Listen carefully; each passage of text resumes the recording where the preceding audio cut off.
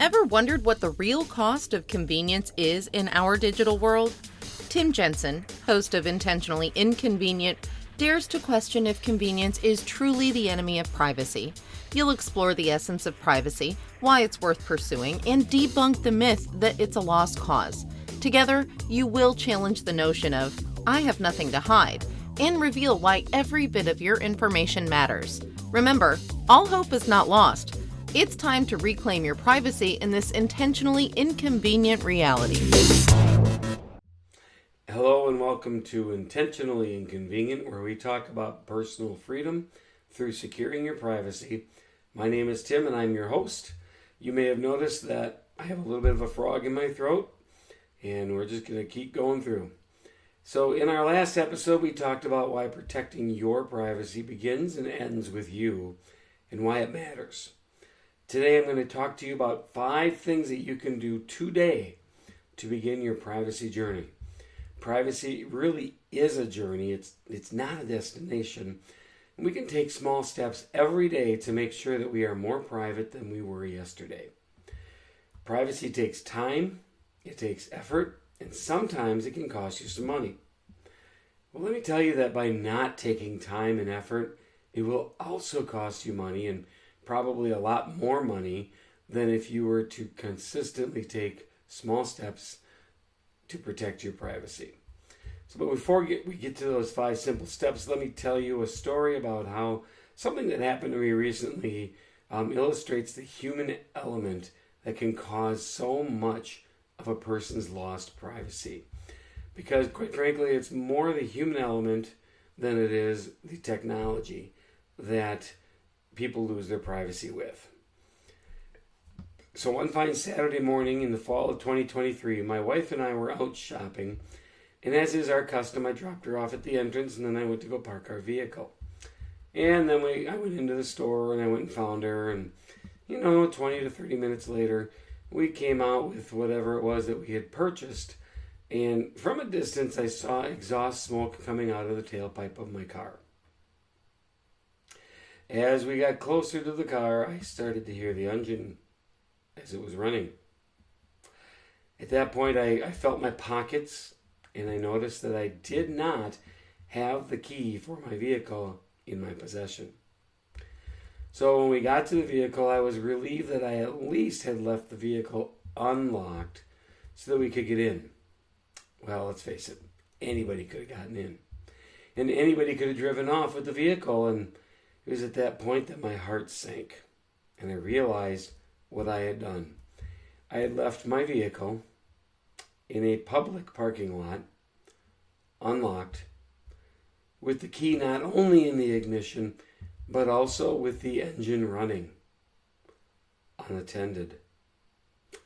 What could possibly go wrong? Many of us have probably done something similar in our lifetimes, haven't we? We leave our vehicle unlocked and attended with the keys in it invisible all the time. We leave our purse or our wallet in plain sight, in public, unattended. Or maybe it's our phone. Let me ask you this. Is there any information that you have posted on the internet, like on social media or any other publicly accessible website, for all to see that could compromise you? Something like a picture of your family posted while you were on vacation. Maybe you post the name of your employer, or you post your main email address, or your home's physical location. Maybe you put your phone number, your main phone number, or how about your birth date? How many of you have had your mother post both her maiden name and her married last name? Like first name, maiden name, married name, Jane Jones Franklin or something like that. And then tag you as her child. What could possibly go wrong for people to find out your mother's maiden name? So I lead a community-based organization where I live. And we have a website, and on that website, I used to host an email script that I could use to contact all of our members with. One day I had trouble logging in, and as much as I tried to log in, I couldn't do it. So I contacted the members a different way and did not give it any more thought. And after a bit of time, I received a phone call from the company that hosted our website. Well, that company told me that our website had been hacked into and that they were suspending the site until we could eliminate the information that the hackers had put there. And probably everything that the hackers had put there. Well, it turns out the hackers had used robots to find a security hole in our website, and they set up a bunch of e-commerce pages, and they were directing traffic to their pages to try and sell the products off of our website. It was that spike in web traffic that got the attention of the web hosting company. Needless to say, we got rid of all the hackers' web pages, and we fixed the security problem, but I was never able to fix the email script that they had broken, and that they had sent email, and I've had to send email in a different manner ever since.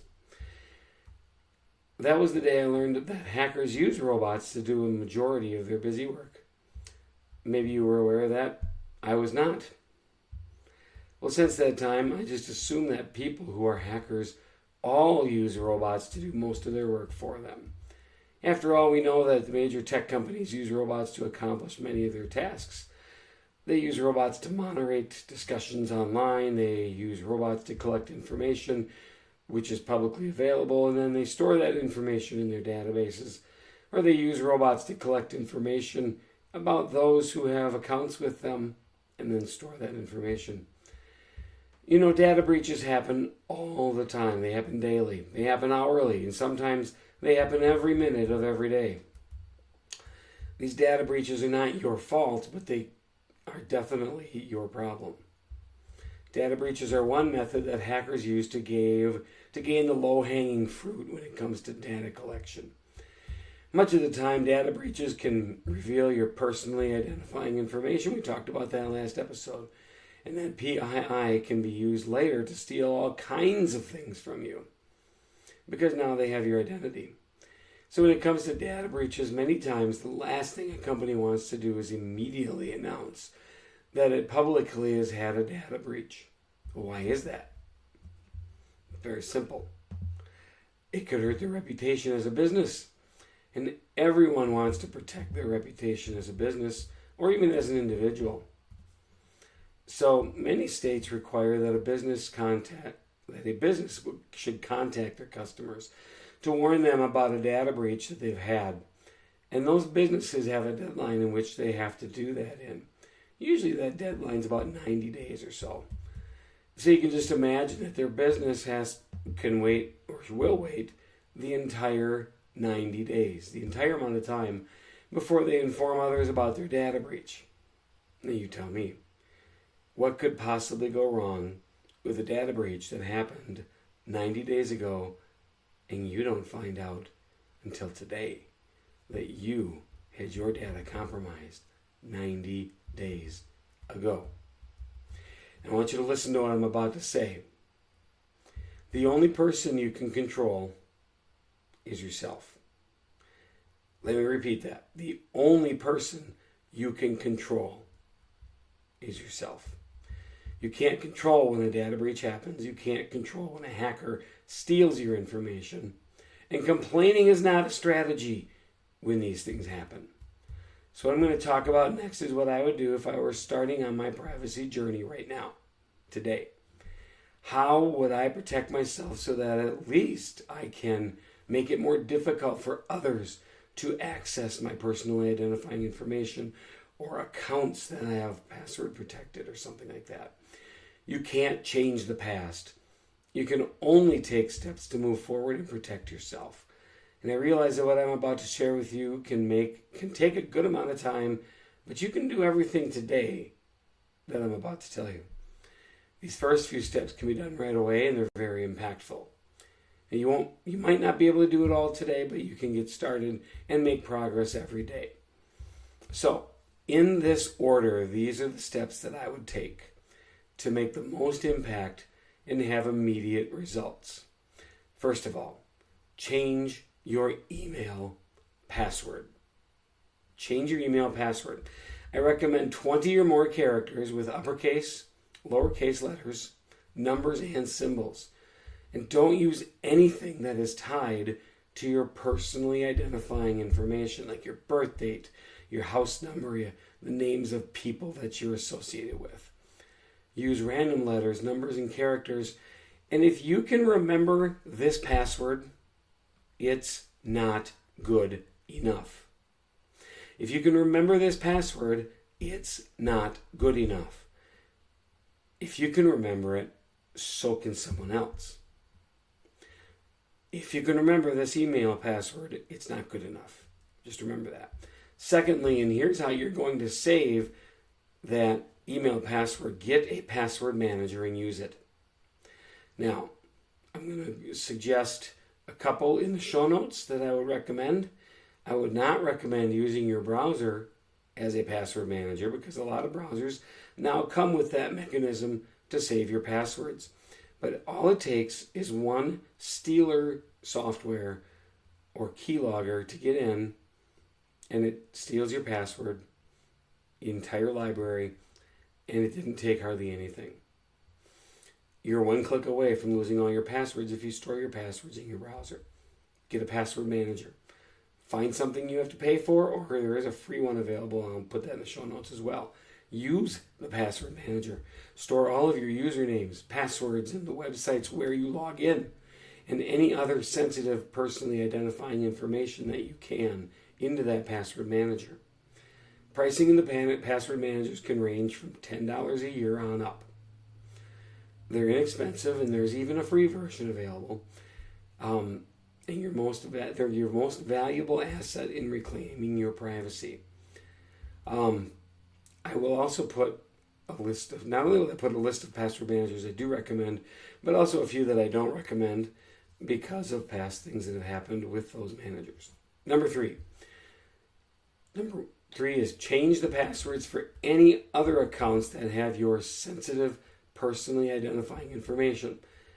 Your financial institutions, credit bureaus like TransUnion, Equifax, Experian, your social media, any secondary email accounts that you use.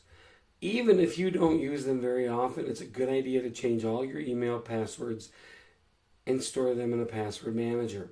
Any email address that you have.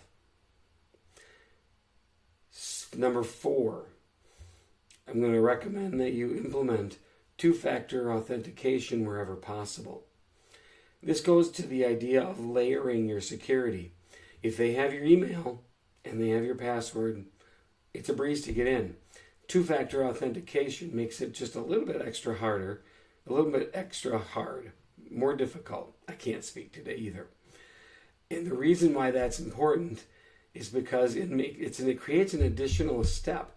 The more additional steps that a hacker or someone who shouldn't be in your account, the more steps that they have, the less likely they're going to bother with you. They're going to go on to someone who's easy to work with, who's easy to steal from.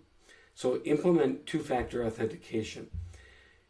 You're better off not using something like a text message because that's the easiest one to break. It's the easiest one for a hacker to get access to.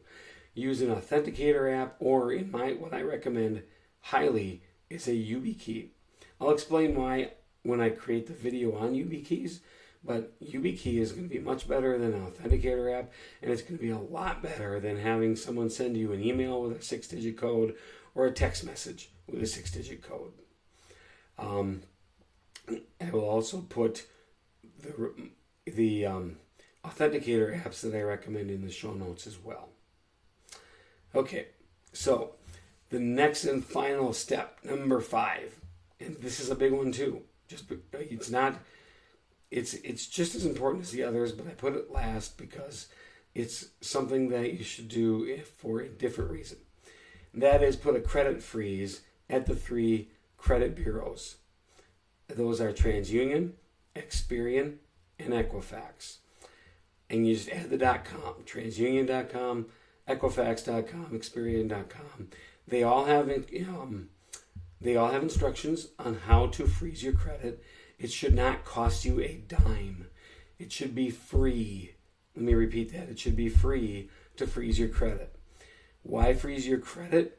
it's another one of those layers, it's another one of those steps that prevents people from stealing your identity.